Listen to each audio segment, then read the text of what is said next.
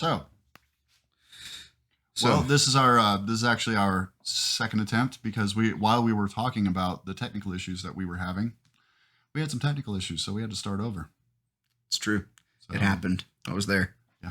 So it's unfortunately we're gonna have to start at the top, and it's just gonna feel weird and awkward for us for a little bit. So stick with us; it'll get better. Yep. So from the beginning. Well, okay.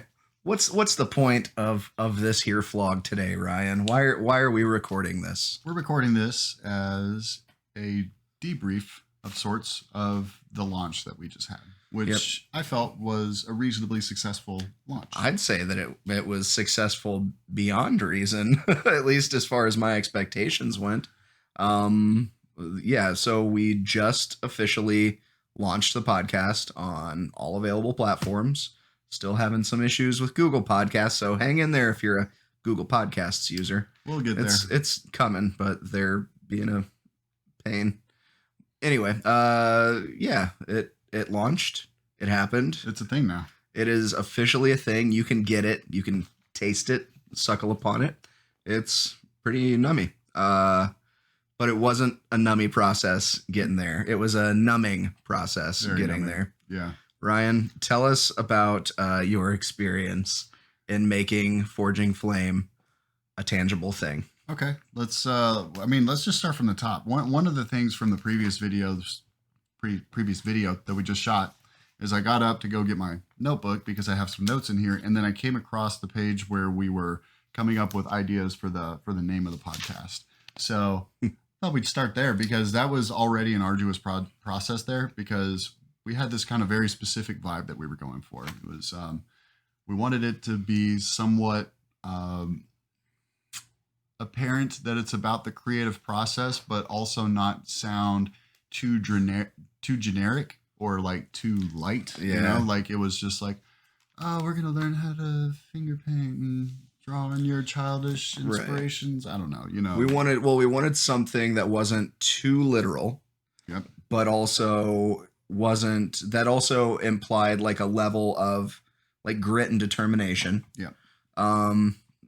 Heavy emphasis on process. Yeah. Because grinding. Yeah, because one of the key misconceptions about creativity that a lot of non-creatives have is that all creativity is just a spark, a flash of inspiration, and then they just do the magic and it's all done. You know, like that's the way that I kind of looked at it growing up, listening to all the amazing music that I listened to growing up. It just seemed like because of the way that you're receiving it, it just almost seemed like it just spawned out of the universe, that it just happened. Well, it doesn't just happen. It's really fucking hard, man. All of it. Yeah. All of it. And this is just a microcosm of that. So it's absolutely appropriate that we kind of went through some tribulations for the birthing of this podcast. So to start from the beginning, I wanted to share some of the other names that we came up with. Like some of the front runners were In the Making. I really liked that one. Mm-hmm. That one didn't really have the grit that we were looking for. It was a little too generic, but I liked how open-ended it was. So if anybody wants to take that and do their own podcast with it, there you go. It's just your people talk to my people and we're good. Okay. So In the Making, then what ultimately became Forging Flame was a front runner, Forging Fire. A little too similar to a lot of other things out there too. Right. It was Forging Flame definitely had a little bit more availability for sure. Because I don't think there's anything specifically Forging Fire, but there's a lot of Forged in Fire. Yeah, stuff like that. Yeah, we don't want to be like all those other posers. So you hear that, posers? We're coming for you. Suck it. Oh, that's rude. So Honing the Blade, Operation Manifest, Crossing the Abyss, Fire by Trial. One of them is War of Art, which is actually based on this book, which I pulled out because this is the reason that we didn't call it that, because blatant copyright infringement. But this also is a very good book for creatives. So if you're any type of creative type, this is your favorite book. You just don't know it yet. So yeah. You're welcome, Stephen Pressfield. And thank you. Yeah, it was a great book. So thank you. You're welcome. So that's why we didn't use that one. Lead to gold. It was for a long time. It was going to be lead to gold. Right. Yeah. Lead to gold. The thing I didn't like about that is just the way it sounds. Yeah. Like I like the implication of it, of taking something from lead and turning it into gold. But when you say lead to gold, it comes off like lead to gold. Yeah. Lead to gold. So I just imagine myself every podcast saying, welcome to the Lead to Gold podcast. And I'm like, ugh, I don't like that. That's, ugh. And then also, I actually have a music project called Lead Salad. And not only did I not want to really repeat the lead theme too much, but Alexa doesn't really care for the term lead. She reads it as lead or not at all. So for a while, I could tell Alexa, and I shouldn't say that word too much because apparently that pisses people off because they're listening to it and their Amazon devices start. Alexa, play Forging Flame podcast on Spotify. Gotcha. Yeah. Okay. So she reads it as lead, if at all. Yep. And that's what she did at first. We're not trying to lead anyone to gold. Yeah. Or salad for that matter. Yeah. No lead salad. That's just stupid. But yeah, we eventually settled on Forging Flame. And I think we really like the idea because, at least I like the idea because it implies a forge, which sort of implies that process. And the process in a forge is a very unpleasant environment. Unforgiving, for sure. Unforgiving. The forge doesn't give a fuck about how you feel. No. Man, it just burns. But Forging Flame sort of has a double meaning in my opinion. Like, Forging Flame can mean the flame that goes in the forge, and it also can mean like you're creating flame. So almost like you're forging more flame, which is this raw essence that you're using to create. So you're basically creating more of that fire, that driving presence, like honing your own blade essentially. Yeah. But the blade is like your own driving force, not pulling some ethereal thought or concept of a work of art from the ether, just like manifesting some God-given thing. Although but some people do it that way, for sure, and mad respect to those who do. Gosh. But those are also people who have a long established history of tuning into that thing. So my belief, regardless of what they may claim, my belief is that they just spent a lot of time in their youth practicing that thing that caused that response. Right. And now as adults, they're able to just fucking pull it straight through it. Exactly. Anyway, but we did we wanted here. some, and I think it pretty well illustrates that idea of inspiration, but also really incorporates the idea of doing the actual fucking work, because it's a lot of work. It's not The Secret, you know.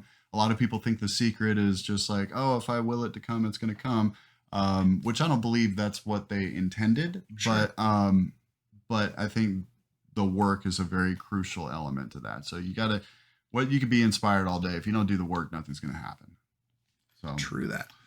So yeah, we wanted to release 5 episodes all at once. We wanted to come in hot. We wanted to drop a ton of stuff right at once and hit the ground running, and then have a lot of content to bounce back on, fall back on rather.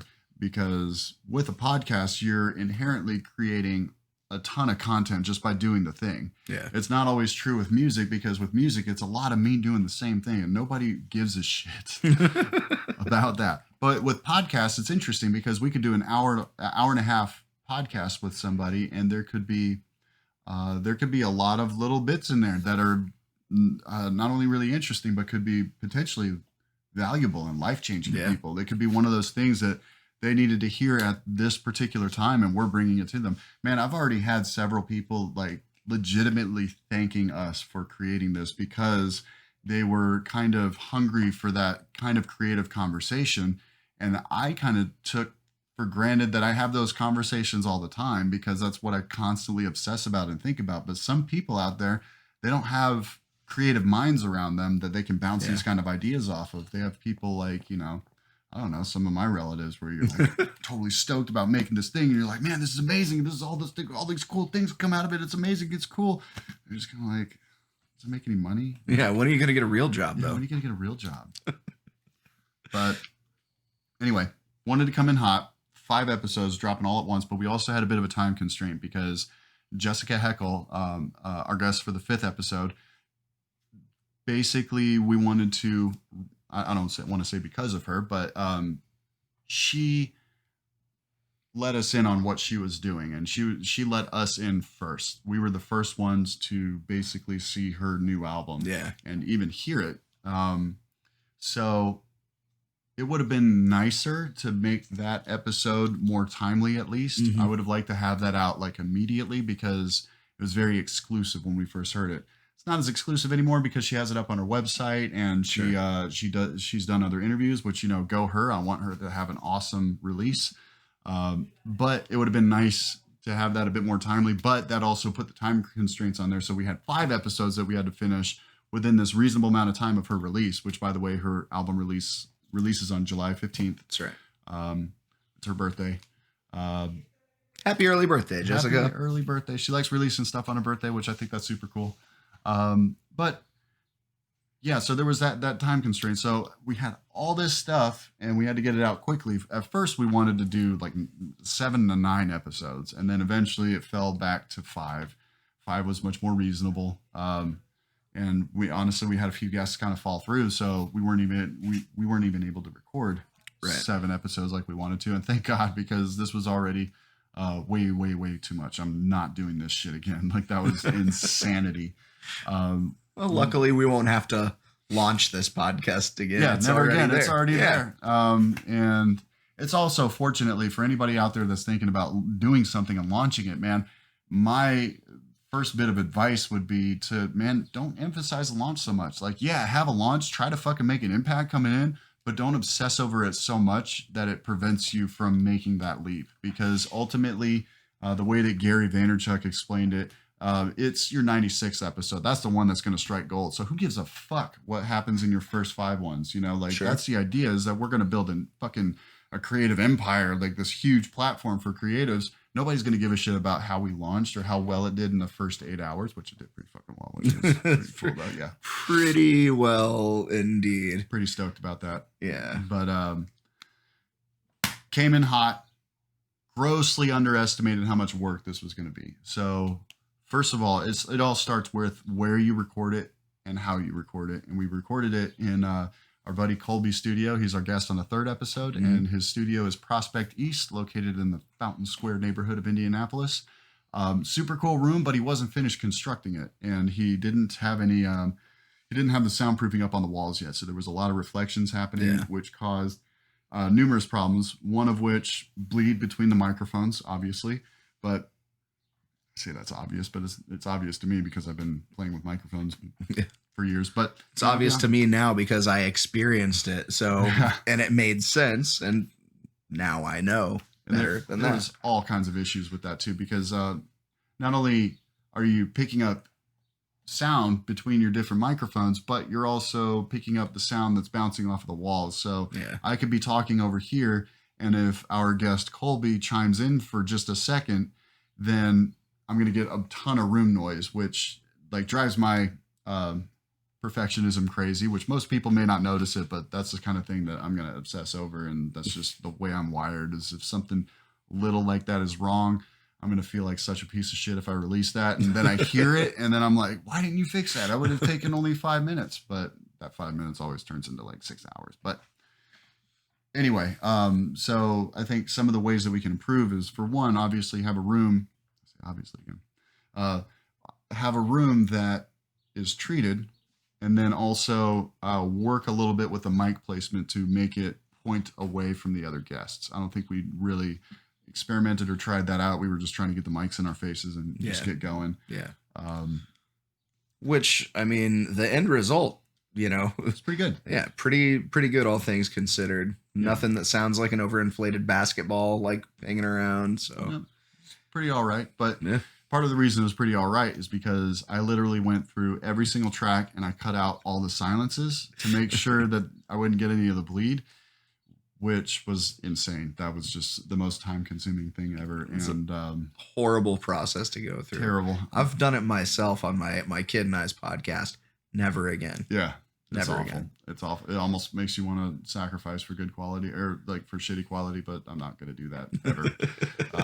Because gotta have ethics, I guess. But So we just need, in order to keep Ryan alive as long as possible, it's up to he and I to make sure that we just get better at the nuts and bolts of setting everything up and actively recording too. So, and that even comes down to how we're communicating on the microphone, and not just Mhm. like how we're projecting and how we're speaking, but how we're processing thought. Like, Ryan, that's something that you shared with me, about how you've been forced to like pause and ponder instead of sort of like searching you for know, thoughts.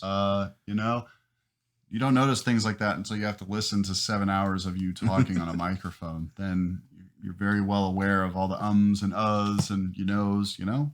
Well, but what's great, like from my perspective, and just listening to you, you've like started at that place of like noticing the thing that you were doing and being kind of self conscious about it, to now what you say you've done is you've slowed yourself down, Yeah. but it doesn't translate to my ear as you slowing yourself down. You just sound like you're naturally better conversationally at the flow of things. And that's the cool thing is we're Yeah. both going to get better Yeah, at that yeah. too. That's I already feel like I'm a lot better from it. Yeah. Like especially after listening to it, it's really good. Whatever thing creatively you're doing, it's always good to like hear it or experience it without doing it as you're doing it. That's a big difference for me as a musician. Like it helps to record me playing guitar or something, working on something, and then it helps for me to listen to it back. Sure. Because then I get to listen to it from a different perspective than the Ryan that was playing it. So it was kind of like that. It's that I got to experience me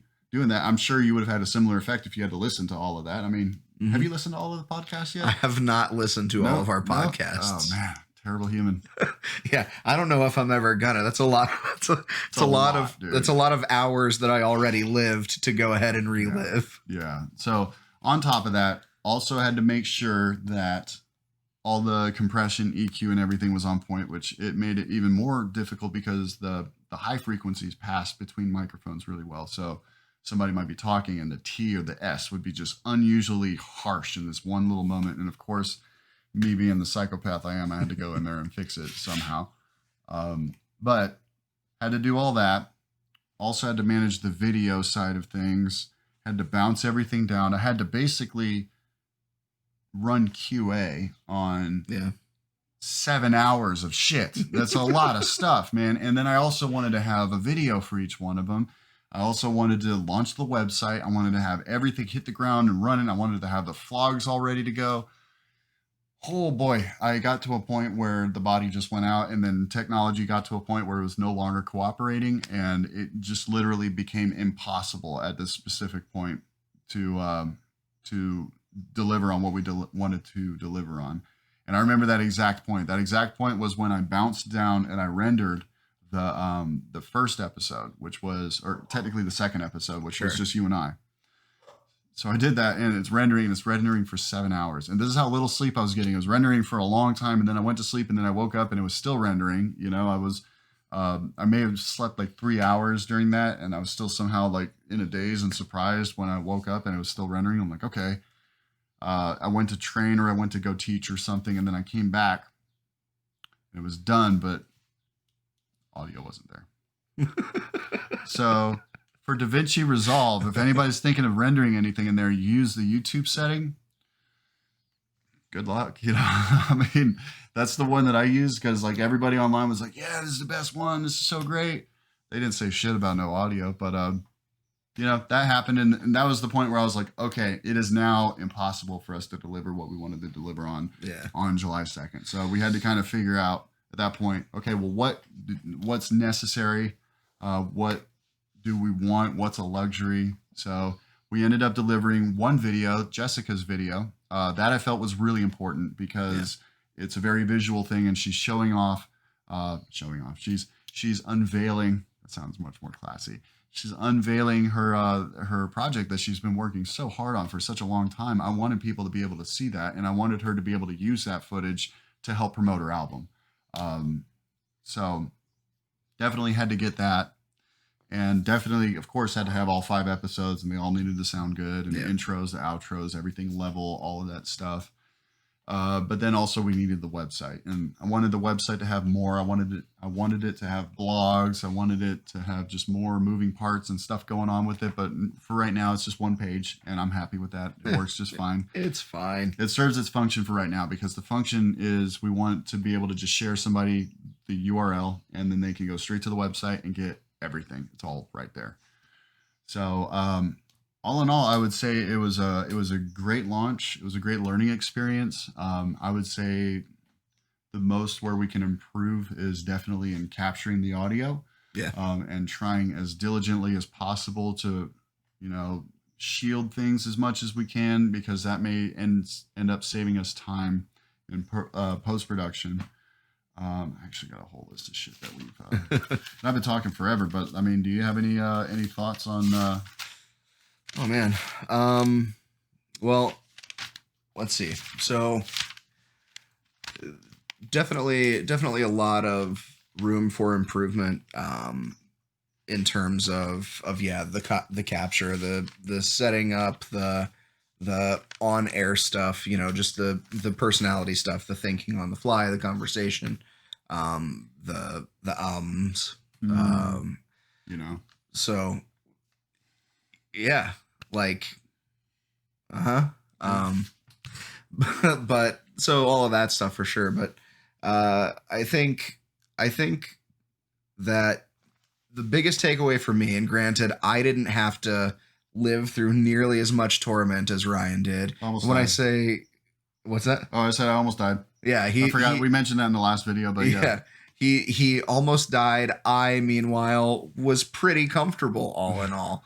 Other than just worrying about my buddy, because I think that was how many actual days from start to finish was the big push for you? Was that like 5 days? I think it was the better part of 7. But Okay. Dude, once you get in the middle of that, like all concept of time goes out the window. I was sleeping maybe 3 to 4 hours a night. Yeah. Meanwhile, I was also like teaching jujitsu. I wasn't doing really any training, but I was teaching and doing intro lessons and stuff, and just stretched really thin. I wasn't eating. Like I would just like hours and hours and hours would go by, and I would forget to eat. But meanwhile, like everything that he's delivering is like it's like exceptional, and like working himself into this tizzy, and I'm like, dude, this is awesome, man. Like, what are you talking about? It's great. It's like you're killing it. But that mania that drives him is what is making us excellent. So I can't be upset about it. We're working on that. It's okay. You're channeling it right now. You're learning to focus it even more deeply than you already have, and using multiple mediums. Like as an artist, who's someone who's always been an artist of sorts, like using multiple mediums to explore those different parts of your artistic or creative personality, I think is only going to make you like better and sharper and more efficient, and battle some of those things that run that like teeter-totter of like making you excellent but also crushing you under like the self-imposed weight of it. But like those are all valid and important things for a lot of creatives. Like a lot of really successful people in their fields, whether they're in a business as an entrepreneur or they are an artist or performer, they're maniacs, and like they just can't settle for anything but the absolute best. And that's I mean, it's terrifying for most normal people, but it's kind of awesome, and it's definitely great for me to get to reap the rewards of at Ryan's detriment. He deserves it though. He's he did a great job of helping like keeping these conversations going and stuff. He has a bit better people skill than I have, very admittedly. I'm like with people that I don't know, it's hard for me to like keep a conversation going. Sure. Unless there's something really obvious. But you touched on a point before, which it's one of my sort of battle cries at one point was something that I happened on to somebody's video on Instagram, and this guy was saying that like if you're trying to do something great, if you're trying to go above and beyond with something, do something amazing, then you're not living a balanced life. And he was just being very real about it. It was it's this thing. I've been striving for balance for a while, and I try to just balance these energies, these whatever, like where I set my attention, and taking a break now and then. But it was kind of a good reminder that, like, look, man, like if you want to do something exceptional, sometimes that balance gets tossed right the fuck out the window, and that's exactly what happened. It was just like, okay, well, either the balance goes out the window or this doesn't get delivered like we wanted it to. Yeah, So, it's very much a circumstance where you have to, after the fact, craft your own balance. You have to force the decompression or force the time away or whatever it is. Yeah, you'll lose all of your shit. Every last bit of it gone. So there was definitely an element of that, and me definitely losing my shit a little bit. Not too bad though. Oh, you've bounced back pretty well. Not too bad, but like it got to a point where it was physically undoable anymore. There was that point where, technologically, like it was undoable, but then it got to the point where it was physically undoable. Like I couldn't formulate a coherent thought anymore. I was trying to do something, and my tool was gone. So this was the morning of the release. I still had to like finish up the website and finish up a few things. And I was like, okay, well, I can sleep 3 hours, like I did that all the time in college. I'd stay up all night and I'd sleep 3 hours and I'd bounce right back and I'd hit the ground running. And, it's not awesome. It's not fun, but I can do that. I can do that. I'm 33 now. I can still do it. So meanwhile, there's a part of me that's just like, bitch, you are not waking up. You put your head down. You were fucking done. You were dead to the world. And it turns out he was right, because I fucking woke up with like my phone on me. So of course I had retrieved it from the other side of the room in a sleepy stupor and deactivated it somehow. I don't know how I had the dexterity to operate things while I'm in my sleep. And then went right back to sleep, and then woke up about a half hour after I wanted to have it drop. I wanted to have it drop on 9 a.m. and I wanted to fucking shotgun it. I wanted to hit everywhere at once. Yeah. So that turned into like 1 p.m., which is okay. In retrospect, it's whatever. We got there. It's not the end of the world. I tend to deal with catastrophic failures really well. It's the little things that piss me off. Like the little things, they will drive me fucking crazy. You will think I have Tourette's. I swear to God. I don't. Not all the time. But with catastrophic things, like me personally, the way that I deal with them is I'm kind of met with this wall. And then once I see the wall and I'm like, oh shit, that's a fucking wall. And I'm looking up and I'm like, yep, okay, that's a wall. And then I just get really calm about it. It's like it trumps emotion at that point. Yeah. It's just like, it's so far beyond anything you have control over that it's just not even worth it to like stress about it anymore. So you're just like, all right, what are we going to do about this? We got a fucking wall in our way. It's a powerful feeling to have a bit of mastery over that, though. I think when it's just so big and calamitous that you can't do shit about it, instead of like succumbing to the potentially crushing pressure of that, just insane, coping and trudging forward. We're getting emotional and not making good decisions, because most people don't make good decisions when they're in an emotional state. I like the quote, if you're going through hell, keep going. Yeah. I mean, it's not like it's going to get worse. Like it's already as bad as it's going to get. There's a back door somewhere, probably. Yeah. Hell's Back Door. That's my new punk band name. You heard it here first. Also sounds sensual. That's the point. But yeah, I mean, it's not really so much for me. It's not like a skill. It's not something I ever worked on. It's just something that I have. It's just, I guess it's one of those kind of natural strengths that's balanced by my ability to get so pissed off at like stupid little like insignificant things in the big picture. So I guess my emotional body just balances that for me. So like when my house got broken into and I got everything cleared out, I was just like, all right, all my guitars, all my computers, okay, all right, what now? What am I gonna do? Yeah. But anyway, let's see here. Some big takeaways. I have, lots of takeaways. This is going a lot longer than I thought it would, but that's okay. That's okay. wanted to run through some rapid fire what things I learned because I wrote these down the other day, and I was barely coherent when I wrote these down. I just needed to get them on paper. One of them is definitely run multiple tests for rendering out a video if it's super long, like an hour and a half, like because it took 7 hours to render each one. So it's a good idea to select a small portion of it, like in the beginning, in the middle, and the end, and render those out and see how it looks to make sure there's not any like glaring issues with the entire thing before you spend 7 fucking hours rendering a video without audio for a podcast. Okay, that's kind of crucial. I learned my system can't handle 1080p so good. I thought it'd be able to just crunch away at an hour and a half of 1080p, and it didn't do so good. Maybe I'm considering lowering the camera setting for the time being until the rest of the technology speeds up. Maybe there might be an option to use a lower resolution, and if that's the case, that might be a good solution.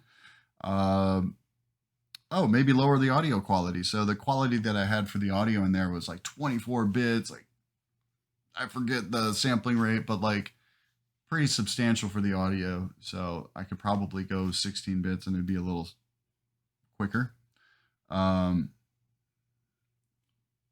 Always continue shooting when possible. I thought it said always can't shooting when possible. I have terrible handwriting. It looks like a serial killer handwriting, but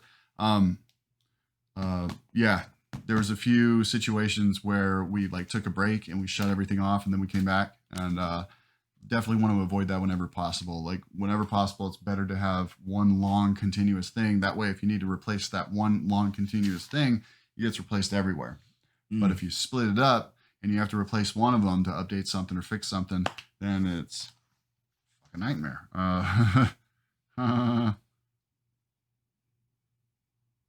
Okay, I said don't be afraid to bounce if you have time. Bounce meaning like take sections of it and bounce it down to. Oh, I think what I meant was if we have time to maybe drop the raw clips into something and just bounce it all down into one smaller, more manageable size clip to work with. Because the problem that I was having is it was really difficult for me to edit or move around or check things in the video because it was so raw and my computer is so slow that it was just barely churning through it. So I couldn't even tell if the audio was matched up properly. I had to actually render it out to make sure that it was going the way it should. So, but yeah, I'd say the biggest opportunity for improvement is definitely the room, getting that situated, the mic placement, because that can potentially save us time later. We've upgraded some equipment along the way too, with additional pop filters and shock mounts and such. Yeah. So those things all make fractional differences, right? Yeah. It's adding up. We're getting there. Well, should we? I mean, do you think it's appropriate to talk about results? Launch results? I mean, I was trying to figure out what you meant by that. Okay, like I don't like the numbers. I mean, gloating. Yeah, go for it. I'm in full blown gloat mode because, I mean, we had some relatively, like high profile guests out of the gate. I think for our level of podcasting experience, which is mostly zero. But even still, the results that we saw were pretty substantial. And I think that there are a lot of things to contribute to this, not just how successful our launch was, which I do think has a lot to do with that, but also I think our aesthetic with the logo, with all of the branding, with our intro video, and how we've kind of pulled some bits and pieces from there to attach some like kind of linking imagery to everything. I think that all of that has generated a lot of things that when you see that link being shared by someone actually generates like more of an excitement to click the link. A bit of intrigue. Yeah, because it's weird. It's like, ooh, what's this? I haven't seen this before. So click it. We just down to brass tacks. Our day one results within 24 hours of launching, we were just over 1,300 total downloads. And that's across all episodes. Definitely Jessica's episode was the most downloaded. She's kind of got that sweet featured spot right on our website right now, so that absolutely helps. Plus, she herself helped share our posts around too, which helped drive some of that.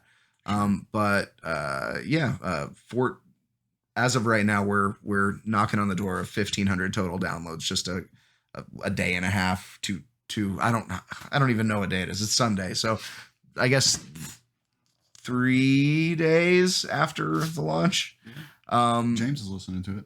Yeah, is he? Nice. Just told me today Good boy. that he was working through Jessica's episode. He said it was about a half hour in. Good boy. Okay. Yeah. Well, thanks. James Thanks, Klingerman Coach. is our James Klingerman's our Brazilian Jiu-Jitsu coach, and all around awesome guy. So it's cool to hear that he was listening to it.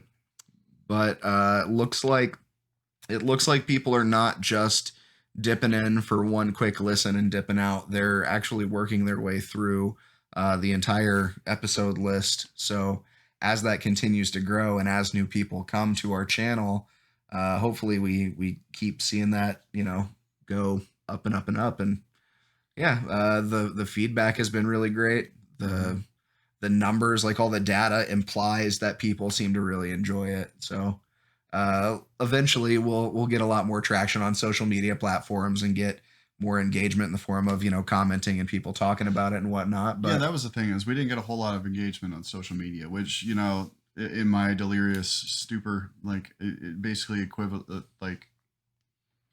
equaled not success, which is like natural to think about it that way. But meanwhile, we're racking up all of these downloads. Yeah. So I mean, not many people were sharing, but it's also, I kind of expected that, because podcasts are very long form sorts of things. So it's really difficult to get somebody to commit that kind of time. And I totally respect that, for sure. Yeah. And like anybody that's actually spent the time and like listened to us, man, I'm just like, you fucking listen to that? That's awesome. Even though I worked so hard on it, I'm just like, wow, you listen to it. But if you're awesome for watching this. Yeah, we're like 37 minutes in. Are you fucking crazy? Don't you have anything to fucking do? Crazy beautiful. Oh yeah. See, he's got such a marvelous swing on things. But I was gonna say, man, more importantly than the results is, I just want to make sure that what we're doing is A, good, B, it's scratching my own itch. It's like it's doing something that I want to see done. I want to see like the creative process delved into in a fucking gritty, dirty way, because it's not always pretty, it's actually, more often than not, it's fucking brutal for people. And we need to appreciate that. We need to honor that, because these people sacrifice their entire lives to make shit for our amusement. That's fucked up. But yeah, so I want to adequately represent the creative process, but also I just want to make something valuable. I want to make shit that, like, actually helps people that are having those type of creative struggles, because it's a struggle filled existence. And especially because it's just not, unless you've got a specific niche or unless you got a perfect job, man, it's not that well appreciated in our culture. It's very like monetarily, like, you mostly only got outliers making like tons of money. There's not a lot of people like coasting at $30,000 a year doing what they love. Maybe there's a lot more than I'm giving credit for, but it seems a lot of creatives, to me anyway, are underutilized and underappreciated. And I definitely want them to at least connect through our show with other creatives and maybe get some ideas about their process, but also to help normalize the fucked up parts about it. Like the phases where you think you suck and everything is horrible and you should just jump off a cliff and whatever. You think that, but then you start to normalize that, like think, okay, well, this is just part of the process. This is just like stage 17. This is right before the final boss. And then you get whatever at the end of it, like you win the game, whatever. But I anyway, I started thinking about it as a normal thing. And I'm like, fuck, there's some power in that, because that can help other people cope with those really difficult times of the process there. And I'm kind of rambling at this point, but I think it's probably a good time to go ahead and wrap it up. It's getting upwards of 40 minutes. And I don't know how much more this phone can take, man. I'm surprised it went this long. Hanging in there. She's a trooper. But yeah, thanks for listening if you have, and if you haven't, check it out. It's pretty cool, genuinely. Jessica, July 15th, Empty Boat. Yep.